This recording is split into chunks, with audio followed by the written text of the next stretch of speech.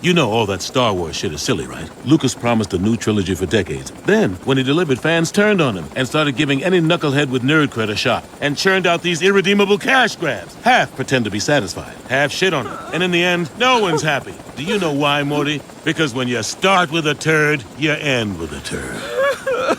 Why are you crying? The Acolyte. Where do we start? I know there's been a lot of controversy about the show, about Disney once again attacking the fans for not fully embracing their bold new venture into previously charted territory. You've got the fans understandably going apeshit because, like myself, a lot of hardcore fans have grown up with the original trilogy, then seen the prequel trilogy, put up with the sequel trilogy, and I'm pretty sure that most, like myself, did this purely to see how bad a job Disney could do, and they didn't disappoint in that respect. But for me, the whole problem with the Acolyte boils down to one simple thing. It's the writing. The writing is just plain... there's no other way to say this. The writing is shit, okay? The way these characters can go through all the different scenes without making us giving a shit what is going on is the perfect example of the flaws in the writing. We're being dictated to like it's a book on Audible. Everybody just states the fucking obvious to everyone else who's on camera. You lost your entire family. Your mothers, your sister, your village all died in the fire before Master Soul brought you into the Jedi. Hello? She was there. I'm pretty sure she fucking remembers that. And the delivery of some of these lines, I mean, check this out. I came to say goodbye. You're not staying? I've done what I needed to do. Thank you. For what? For helping me find my sister, prove my innocence, clear my name. I was just doing my duty. I may never have known for certain May was alive. And thanks to you, I've seen her with my own eyes. Even if I failed to stop her. I figured you'd stay until we apprehended her. I mean, you must be curious after all this time. May is the Jedi's problem now. And I'm not a Jedi. Is it just me, or does that sound like someone who's reading the lines for the first time in a script meeting? I mean, episode 4 was so fucking boring. Nothing to progress the plot until like the last minute. And the rest of the episode is just two groups of people getting lost in a forest. Something else that got lost was a potential scene with a Wookiee Jedi going, no pun intended here, proper beast mode on a Sith. And instead we get to see his corpse slouched in a chair. I mean, come on. So instead of putting in an action scene that would have lifted the episode up a little bit, you're just trying to add to the whole murder mystery tag you put on this absolute dog turd of a TV show. No! The only saving grace so far is Lee Jung-jae as Master Saul, and that's only because he's the only one, in my opinion, who doesn't look like a piece of the scenery. For example, when you're playing twins, try and make them seem like two individuals, not the same person wearing different clothes and one of them having slightly longer hair. My major problem with the writing is the flip-flops, and I'm not talking about the beachwear. I'm talking about the way these characters just change their opinions at the drop of a hat. May is dead. That was her name. May. I saw her die. May is alive. I believe you. And then you've got May's flip from being a Sith Acolyte to repentant sinner after a trek through the forest. And the reason for her change of heart? Osha being alive changes everything. My loyalty is to Osha, not your master. What? Bear in mind, this is the sister she tried to kill when they were kids living with the lesbian space witches who love a bit of karaoke. The power of one, the power of two, the power of many. No offence, but I can't help but draw a comparison here. I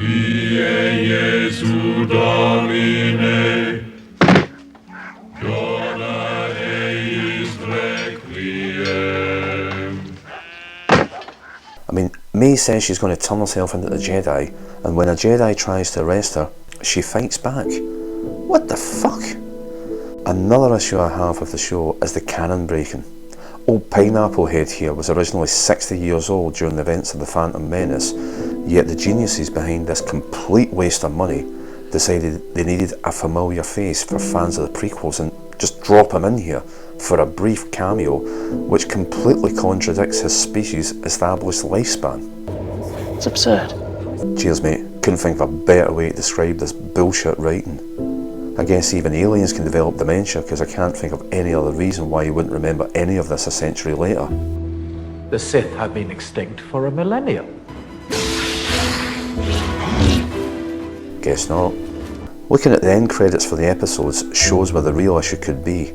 Clearly these guys didn't ever have a meeting to discuss their different ideas for how the story was supposed to progress. I mean, in the first episode, Yod has a Padawan who just disappears with no explanation.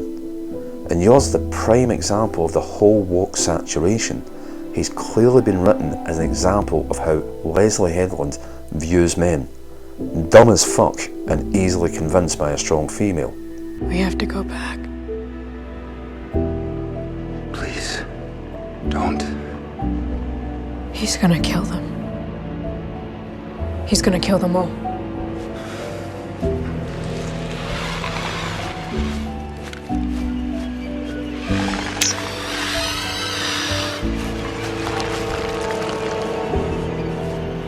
Follow me.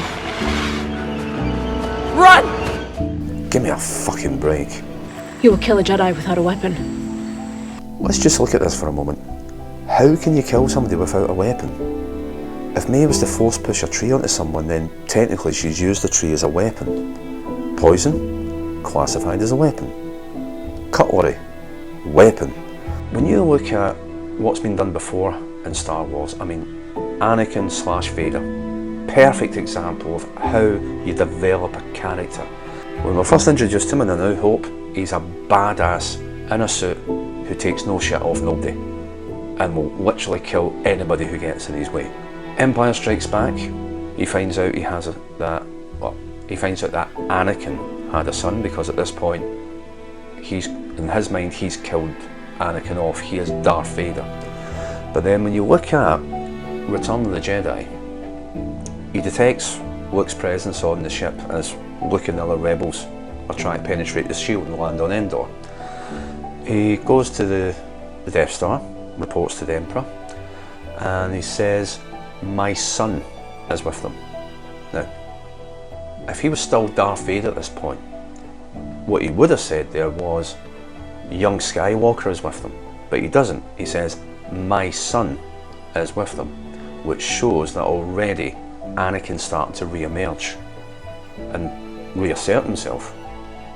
And then of course you've got the big bit where Luke surrenders himself to Vader, and they have the conversation where at the end of it, Vader almost sounds like he's trying his best to look for excuses not to agree with Luke by saying things like, "It is too late for me, son." But even then, the fact that he calls him son, doesn't just call him young Skywalker or Luke, he calls him son. You can see this is Anakin even more and more starting to come out from under the shadow of Vader and things like that. And then of course the climactic scene where Luke's getting electrocuted by Palpatine's Sith lightning.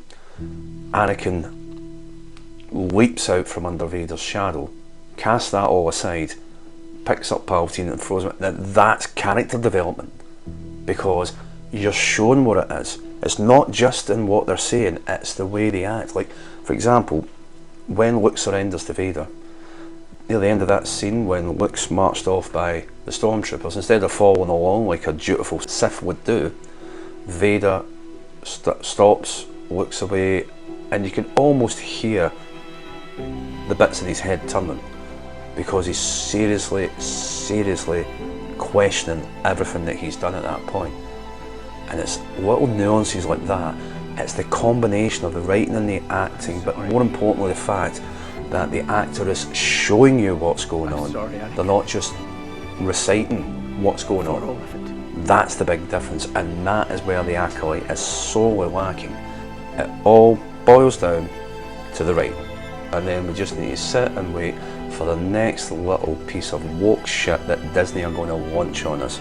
And you know as well as I do, anybody knows this, whatever they bring out, no matter what kind of constructive criticism MD puts down, not just going online and saying this is shit, but things, for example, Star Wars Theory, right? Absolutely love that guy. He always keeps it right down neutral, impartial. Most importantly, he always tells people to be respectful, because he is respectful. He's never once, in any of the content I've watched on his channel, turned around and called Kathleen Kennedy a bitch, or anything like that, or said these writers are complete fucking retards, or anything like that. He is always respectful. He gives his honest opinion, and the very fact that he is getting slaughtered online now. I mean, I saw a video where there's people saying about how he should be beheaded in the street and they're going to sell popcorn for the event. Fucking behave, right? It's an opinion. His opinion is not going to hold any more sway over Disney than mine is. Nobody's opinion is going to hold any sway over Disney. They're going to spoon feed us all the shit they want to do simply because they're in charge and they don't give a fuck about the franchise.